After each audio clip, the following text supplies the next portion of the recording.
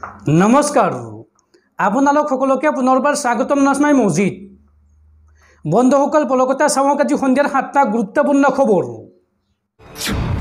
প্ৰথমটো খবৰ দেখত বাৰ্ড ফ্লুৰ আতংক দেখত বৰ্তমান ভয়ংকৰ ৰূপ ধাৰণ কৰিছে বাৰ্ড ফ্লুৱে আৰু এভিয়ান ইনফ্লুৱেঞ্জাৰ পৰা সকলো ৰাজ্যক সতৰ্ক থাকিবলৈ আহ্বান কেন্দ্ৰীয় চৰকাৰৰ কুকুৰা হাত বা যিকোনো পক্ষীৰ অস্বাভাৱিক মৃত্যু হলে পশুপালন বিভাগৰ সৈতে তৎকালীনভাৱে যোগাযোগ কৰিবলৈ আহ্বান জনাইছে দেশৰ কেন্দ্ৰীয় চৰকাৰে পৰৱৰ্তী খবৰ আজি হৈছে জুন মাহৰ প্ৰথমটো দিন আৰু মাহৰ প্ৰথম দিনটোতেই দেশবাসীলৈ আহিল ভাল খবৰ হ্ৰাস পালে ৰন্ধন গেছৰ চিলিণ্ডাৰৰ দাম প্ৰতিটো ৰন্ধন গেছৰ বাণিজ্যিক চিলিণ্ডাৰৰ দাম কমিছে 70 টকাকৈ আৰু আজিৰ পৰা সমগ্ৰ দেশতে কাৰ্যকৰী হৈছে ৰন্ধন গেছৰ চিলিণ্ডাৰৰ এই নতুন নিৰিখ পৰৱৰ্তী খবৰ বলিউডৰ অভিনেতা সলমান খানৰ বাসগৃহৰ সন্মুখত গুলীচালনা কৰা আৰু 4জনক গ্ৰেপ্তাৰ মুম্বাই পুলিচে গ্ৰেপ্তাৰ কৰিছে এই 4 শ্বুটাৰক সলমান খানৰ বাসগৃহৰ সন্মুখত গুলীচালনা কৰা 4জনক গ্ৰেপ্তাৰ মুম্বাই পুলিচে গ্ৰেপ্তাৰ কৰিছে এই 4 শ্বুটাৰক ধনঞ্জয় সিং গৌৰৱ ভাটিয়া আৰু জিছন খানক গ্ৰেপ্তাৰ কৰা হৈছে আৰু গ্ৰেপ্তাৰ হোৱা আটাইকেইজন লৰেন্স বিষ্ণয় গ্ৰুপৰ সদস্য সলমান খানক আক্ৰমণৰ বাবে পাকিস্তানৰ পৰা অস্ত্ৰ আনিছিল এই গ্ৰুপটোৱে AK-47 ৰাইফল হাতত লৈ কৰিছিল আক্ৰমণৰ পৰিকল্পনা আৰু ঘটনা সন্দৰ্ভত প্ৰায় 17 জনৰ বিৰুদ্ধে দাখিল কৰা হৈছে এজাহাৰ উল্লেখযোগ্য যে বিগত 14 এপ্ৰিলত গেলেক্সি এপাৰ্টমেণ্টৰ সন্মুখত সংঘটিত হৈছিল ভয়ংকৰ আক্ৰমণৰ ঘটনা আৰু তাৰ পিছতে তৎপৰ হৈ পৰিছে মুম্বাই পুলিচ বন্ধুসকল তাৰপিছত 4 নম্বৰ খবৰটো জনোৱাৰ আগতে আপোনালৈ এটা সৰু ৰিকুৱেষ্ট যদি তালোকে এই ভিডিঅ'ত লাইক কৰা নাই তেন্তে প্লিজ এটা লাইক কৰি দিয়ক আৰু এনেকুৱা ধৰণৰ নতুন নতুন ভিডিঅ' পাবলৈ চেনেলটো সাবস্ক্ৰাইব কৰি কাষত থকা বেল আইকনটো প্ৰেছ কৰি ৰাখক পৰৱৰ্তী খবৰ আজি দেশত সমাপ্ত হ'ব 2024 লোকসভা নিৰ্বাচনৰ অন্তিম পৰ্যায়ৰ ভোট গ্ৰহণ আৰু অহা 4 জুনত ঘোষণা কৰা হ'ব লোকসভা নিৰ্বাচনৰ ফলাফল সমগ্ৰ দেশৰ লগতে অসমৰ 14টা সমষ্টিৰ মুঠ 52টা কেন্দ্ৰত হ'ব ভোট গণনা আৰু ইতিমধ্যে আৰম্ভ হৈছে কাউণ্টডাউন আৰম্ভ হ'ল দেশৰ নিৰ্বাচনী ভোট গণনাৰ কাউণ্টডাউন ডেৰ মাহজোৰা ব্যাপক উৎকণ্ঠা অপেক্ষাৰ অৱসান ঘটাই অহা 4 জুনত ঘোষণা কৰা হ'ব 2024 লোকসভা নিৰ্বাচনৰ ফলাফল অহা 4 জুনৰ পুৱা 8 বজাৰ পৰা আৰম্ভ হ'ব ভোট গণনা ৰাজ্যৰ 14টা লোকসভা সমষ্টিৰ মুঠ 52টা স্থানত হ'ব ভোট গণনা আৰু এই ভোট গণনা পৰ্বত নিয়োজিত হ'ব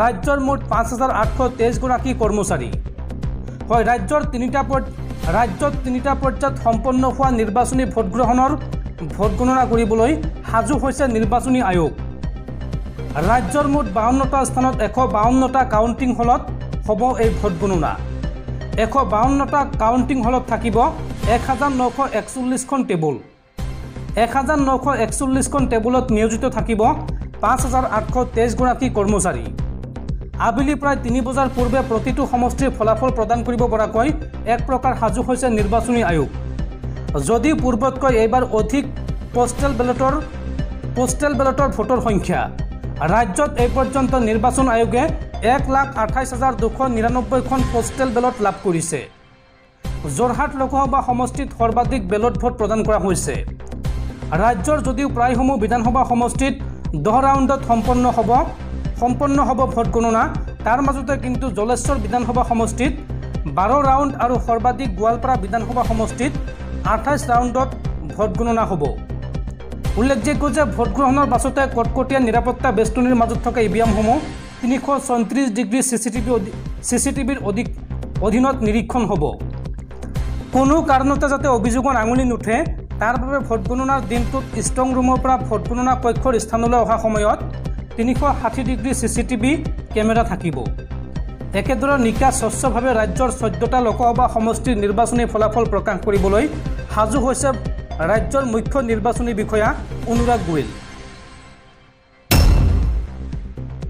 পৰৱৰ্তী খবৰ গুৱাহাটীবাসীলৈ বেয়া খবৰ হঠাৎ গুৱাহাটীত দাম বৃদ্ধি পালে গাখীৰৰ প্ৰতি লিটাৰ গাখীৰৰ দাম বৃদ্ধি পালে 5 টকাকৈ গোপালকসকলে 5 টকাকৈ দাম বৃদ্ধি কৰিলে গুৱাহাটীত গাখীৰৰ মূল্য আৰু যাৰ পৰিপ্ৰেক্ষিতত এতিয়া মূৰে কপালে হাত দিবলগীয়া হৈছে সাধাৰণ গ্ৰাহক।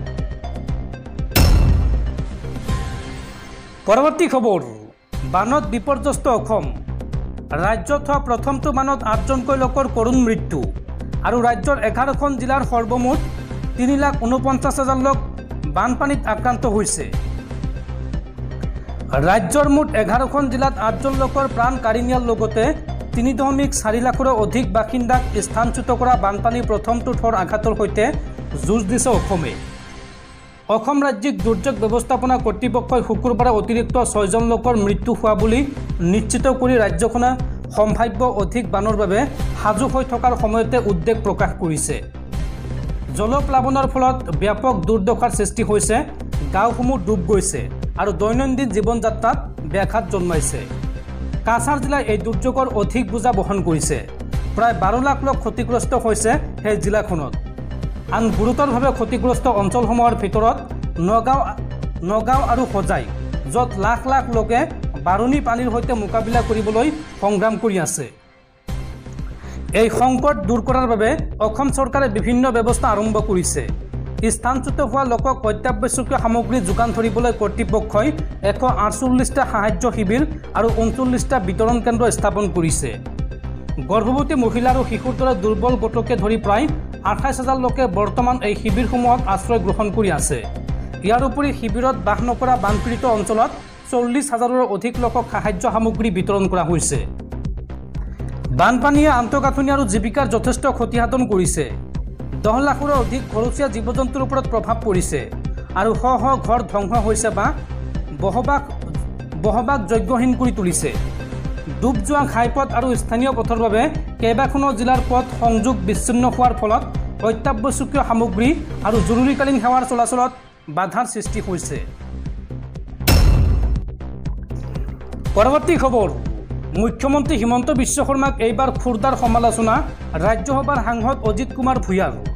অজিত কুমাৰ ভূঞাই এই সন্দৰ্ভত মন্তব্য কৰি কয় যে হিমন্ত বিশ্ব শৰ্মাই নিৰ্বাচনত বাহিৰৰ ৰাজ্যক প্ৰথম ৰাজ্য কৰা প্ৰতিশ্ৰুতি দি থাকোঁতে অসম লুটপাট, অপহৰণ, হত্যা আদি বিভিন্ন অপৰাধত 1 নম্বৰ ৰাজ্য হ'বলৈ গৈ আছে। অসমত অপহৰণৰ খবৰ বৃদ্ধি পাইছে। এই ক্ষেত্ৰত অভিভাৱকসকলক সজাগ থাকিবলৈ অনুৰোধ জনাইছোঁ। প্ৰশাসনলৈ প্ৰশ্ন, অপহৰণৰ খবৰবোৰ লাভ কৰিছেনে আপোনালোকে? অসমত মানৱ সৰবৰাহৰ ক্ষেত্ৰত ৰাজনৈতিক নেতাৰ নেক্সাছ থাকিব পাৰে। এই মন্তব্য ৰাজ্যসভাৰ সাংসদ তথা ৰাজ্যৰ বিশিষ্ট সাংবাদিক অজিত কুমাৰ ভূঞাৰ। পৰৱৰ্তী খবৰ, পাকিস্তান অধিকৃত পিঅ'কেক লৈ আদালতত সেও মানিলে পাকিস্তানে। পাকিস্তানৰ অধিকাৰৰ ক্ষেত্ৰৰ ভিতৰত নপৰে পিঅ'কে। আদালতত এই শপতনামা দাখিল পাকিস্তান চৰকাৰৰ। পাকিস্তানৰ অধিকাৰৰ ক্ষেত্ৰৰ ভিতৰত নপৰে পিঅ'কে।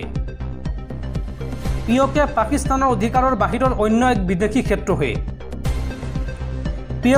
পিঅ'কেক লৈ এইবাৰ আদালতত সেও মানিলে পাকিস্তানে। আদালতত এই সন্দৰ্ভত শপতনামা দাখিল পাকিস্তান চৰকাৰৰ। ইছলামাবাদ এইচচিৰ শুনানিত এই শপতনামা দাখিল পাকিস্তান চৰকাৰৰ।